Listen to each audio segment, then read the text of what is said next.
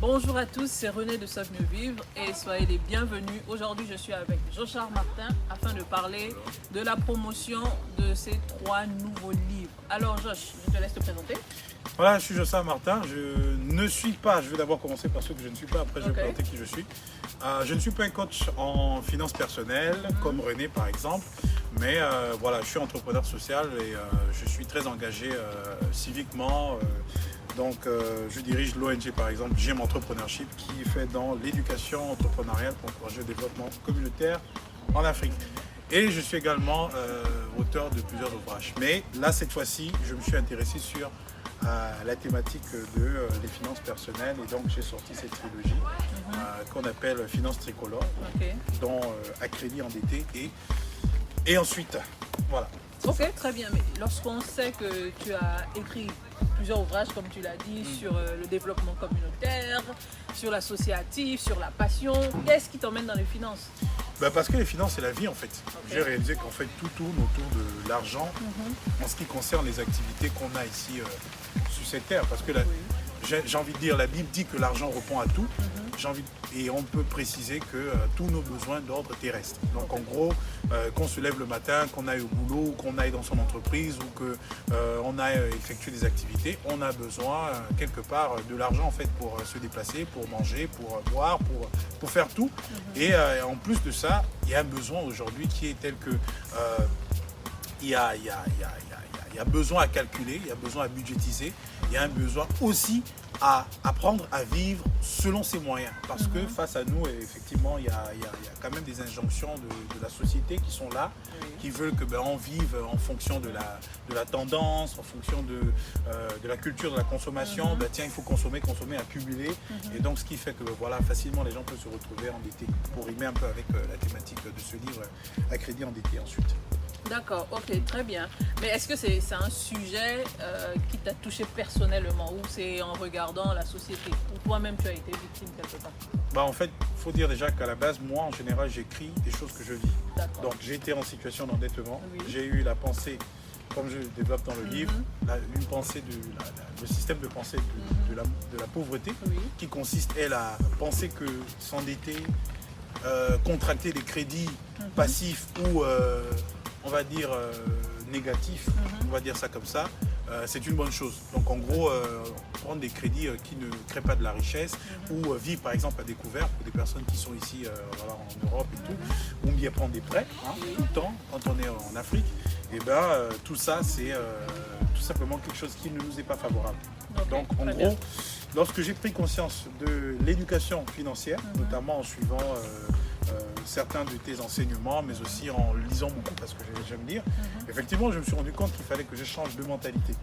Et après c'est vrai qu'il y a une histoire un peu particulière qui est liée à ce livre. Ok, très bien. Non, c'est très intéressant, comme je te l'ai dit, j'ai eu la grâce et le privilège d'être peut-être l'une des premières à lire ce bouquin et à donner mon avis sur plusieurs aspects. Je te disais une chose très importante, c'est que l'endettement c'est un sujet capital en matière de gestion de finances personnelles. Je suis dans le domaine maintenant, ça fait 5 ans environ, et c'est un sujet que même moi en tant que coach en finances personnelles, j'ai parfois du mal à aborder parce que j'ai eu la grâce de ne pas vivre dedans ou de ne pas réellement connaître l'endettement. Donc pour moi c'est vraiment, ça tombe à pic. Le besoin est là. La plupart des gens que je rencontre, sinon j'ai envie de dire 95-98% des personnes que j'ai eues en coaching sont en situation d'endettement. Donc, parce que je me suis fait former, je peux les aider. Mais je me dis, ce bouquin, et pour l'avoir lu, va toucher des vies. Parce que ça traite de la mentalité, ça traite du mindset dans ses profondeurs. La pauvreté, les gens ont tendance à l'assimiler au fait simplement de ne pas pouvoir manger ou autre, alors que ça va bien au-delà. Bien sûr, il y a des gens qui sont riches, qui ont un fort salaire, mais n'y arrivent pas. Qu'est-ce que tu tout peux à fait. dire? Effectivement, c'est en fait ce qui m'a vraiment poussé à écrire ce livre, c'est que il faut décomplexer le sujet déjà de l'argent, mais aussi de celui de la pauvreté et celui de la richesse. En gros, il faut vraiment arriver à se dire que le pauvre, ce n'est pas forcément comme on l'entend. On dit, le système des Nations Unies dit que le pauvre, c'est celui qui vit en dessous de 2 $, donc 1200, 1500 de francs CFA par jour. Mais en gros, vous avez des personnes qui ont bien plus que ça mais qui sont pauvres, Exact. d'accord, qui ont des voitures, qui travaillent, qui ont de gros salaires, mais qui n'hésitent pas à chaque augmentation d'augmenter aussi leur rythme de vie, Exact. ce qui fait qu'en fait il n'y a pas d'évolution, parfois il y a de l'involution, et ils ressentent quasiment les mêmes pressions et oppressions que ceux qui vivent en dessous de 2 dollars par jour. Donc en gros, finalement, on va dire lui il est riche, lui il est pauvre, mais ça c'est selon la convention, mais en réalité ils vivent les mêmes situations. Exact. Donc finalement la pauvreté c'est un système de pensée, c'est une mentalité qui enclenche un comportement d'appauvrissement. Donc en fait le pauvre est naturellement programmé à s'appauvrir et le riche est naturellement programmé à s'enrichir. Donc il fait des choses qui l'appauvrissent et du jour au lendemain, il va se retrouver en fait finalement il n'a plus rien du tout parce que c'est l'ensemble des petites accumulations si tu veux d'endettement, de crédit ici et là, et comme le titre l'indique, c'est un petit crédit, et quand vous regardez le livre, c'est un petit crédit, encore un autre, et encore un autre, et après on se retrouve endetté, voire surendetté. En fait, on ne sait plus comment faire. Et vous avez des personnes qui vivent au-dessus de 2 dollars par jour, qui sont surendettées, et qui sont parfois même beaucoup plus pauvres que les personnes qu'on peut dire, ou qualifier de pauvres, de façon flagrante parce qu'ils n'ont pas une voiture, ils n'ont pas une maison, ils ne sont pas propriétaires, ils ont un t-shirt troué, ils ont un peu ce que aujourd'hui les réseaux sociaux nous présentent. Donc, pour arriver à vraiment sortir de l'endettement, il faut comprendre ce qu'est la pauvreté. Parce que c'est la pauvreté qui nous conduit à l'endettement. Et aujourd'hui, les personnes qui sont hyper endettées ont une mauvaise conception de ce qu'est l'endettement. Ils pensent que c'est quelque chose de normal ou de bien. On peut y recourir parce que c'est la seule voie. Tout comme aussi pour les personnes, je veux terminer avec ça, qui sont vraiment en situation d'endettement, mais qui ne savent pas. Ici, par exemple en France, c'est les personnes qui vivent quotidiennement à découvert, qui pensent que le découvert, c'est leur dû. Mais ce n'est pas leur argent, en fait. Et il y a plusieurs anecdotes que je présente à l'intérieur. Mais il y a une situation qui m'a mené à me dire, mais tiens, tu ne vas pas continuer à considérer quelque chose qui ne t'est pas dû comme étant ton droit, tu vois. Donc en gros, c'est ça.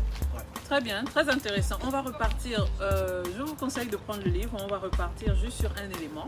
À la page 21, tu as écrit « L'argent n'a aucune préférence sociale, intellectuelle, professionnelle, culturelle, politique ou religieuse quelconque. Il obéit aux ordres de la mentalité de la personne qui le possède. » J'ai encadré ça, j'ai trouvé ça très fort.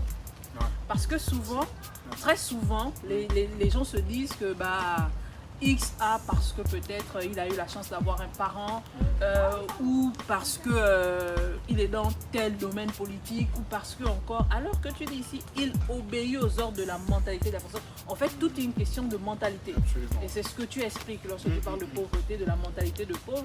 Et là, ça m'emmène encore...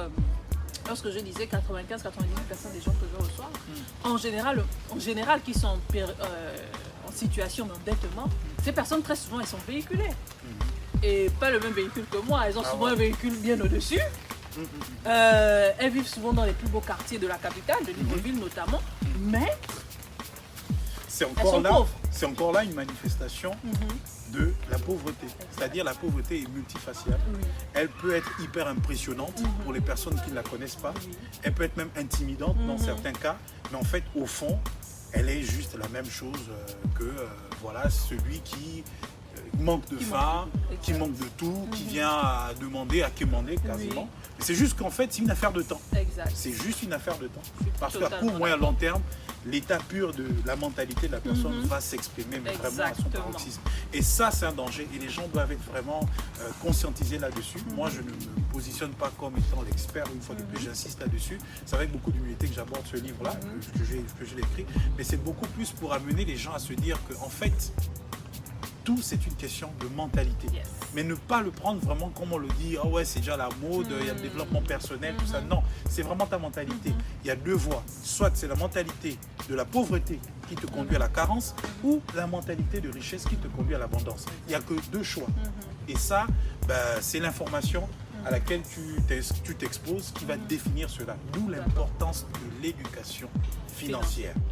Très bien, Joshua Martin. Merci beaucoup pour ce temps. Je ne sais pas si tu as un mot de fin, mais le livre arrive. Il sera très bientôt dans les bureaux de Soc Mieux Vivre. Est-ce que tu as un mot de fin? Non, juste un mot de fin. C'est juste dire que éduquons-nous financièrement. Mon peuple périt par manque de connaissances. Il est temps aujourd'hui, il y a tellement de supports qui peuvent nous servir dans ce sens. Ce support-là n'est qu'un support parmi tant d'autres. N'hésitez pas en tout cas à vous le procurer, n'hésitez pas de suivre des conseils, n'hésitez pas vraiment de prendre le sujet au sérieux. Parce que si vous ne le prenez pas au sérieux, les conséquences, elles sont sérieuses. Et on le vit tous les jours. Voilà, donc en gros c'est juste ça pour dire que prenons le sujet au sérieux. Ok, très Merci bien la famille, nous voilà. Merci, nous voilà très bientôt pour la trilogie. Merci. Le deuxième, tu peux reprendre, le deuxième c'est... Donc il y a à crédit, endetté et ensuite, donc comme le titre l'indique, hein, c'est très évolutif. Donc à crédit, endetté et ensuite, donc un petit crédit, encore un autre et encore un autre, on se retrouve dans une spirale. Donc après on a le deuxième qui est apprendre à vivre en dessous de ses moyens, donc c'est 60 Et le troisième? Le troisième c'est apprendre à prioriser entre le temps, l'argent, l'énergie. Donc effectivement c'est le troisième qui sortira très bientôt, mais là dans un premier temps on va commencer avec à crédit endetté et ensuite. Ok, la team organisée, à très vite.